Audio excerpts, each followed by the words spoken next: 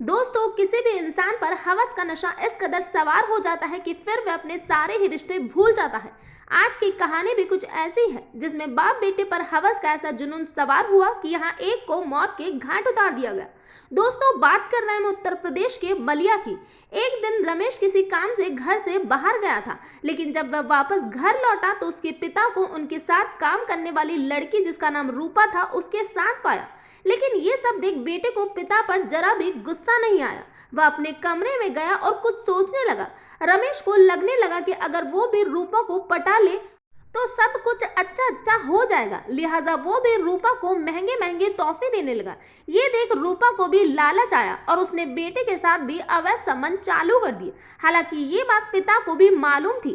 तीनों ही मजे से अपनी अपनी जिंदगी काट रहे थे, लेकिन एक दिन अचानक ये दोनों मिलकर रमेश को मार देते हैं और उसे घर के पीछे ही दफना देते हैं। लेकिन अब सबसे बड़ा सवाल ये था कि जब तीनों को ही इस रिश्ते से कोई आपत्ति नहीं थी, तो रमेश की हत्या क्यों की गई? सवाल का जवाब भी जान लेते हैं। दोस्तों, एक दिन अचानक रमेश अपने पिता से कहने लगा कि उसे रूपा से प्यार हो गया और वह रूपा से ही शादी करना चाहता है। जैसे ही ये बात पिता को पता चलती है, पिता अपने होश खो बैठता है। वह रमेश को समझाने की कोशिश करता है, लेकिन रमेश तो एक ही बात की जिद लगाकर बैठा था कि उसे रूपा से ही शादी करनी है। अब रमेश रूपा के पास जाता है और उसे कहता है कि रूपा, मैं तुमसे प्यार करने लगा हूँ। अब मुझे तुम्हारे साथ ही अपनी जिंदगी जीनी है। लेकिन रूपा तो पहले से ही शादीशुदा थी और 2 बच्चों की माँ भी थी। लिहाजा रूपा शादी नहीं कर सकती थी और ना ही वो शादी करना चाहती थी। वो तो बस बाप बेटे से पैसों की लालच में उनके साथ रातें बिताती थी।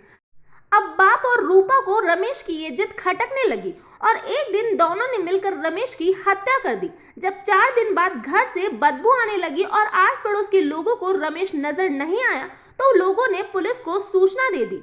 दोनों ने पुलिस को मिलकर गुमराह करने की खूब कोशिश की, लेकिन ये हो न सका। जांच पड़ताल में दोनों का ही अपराध सामने आ गया। रूपा ने सारा इल्जाम रमेश के पिता पर डाल दिया। वह पुलिस को कहने लगी कि उसे जबरदस्ती संबंध बनाने के लिए मजबूर किया गया और ये भी कहा कि अगर वो ऐसा नहीं करेगी तो उसे काम से निकाल दिया जाएगा। जब आस पड़ोस के लोगों से पूछताछ की गई तो लोगों ने बताया कि रूपा के चाल चलन से ऐसा कुछ नहीं लगता कि उसके साथ कोई जबरदस्ती की जा रही है। वह खुशी खुशी रमेश के घर आया जाया करती थी। लिहाजा पुलिस ने रूपा और रमेश के पिता को गिरफ्तार कर लिया। तो ये था पूरा मामला। इस घटना के बारे में आपका क्या कहना है, प्लीज कमेंट बॉक्स में बताइए। तो आज के लिए इतना ही। Thank you.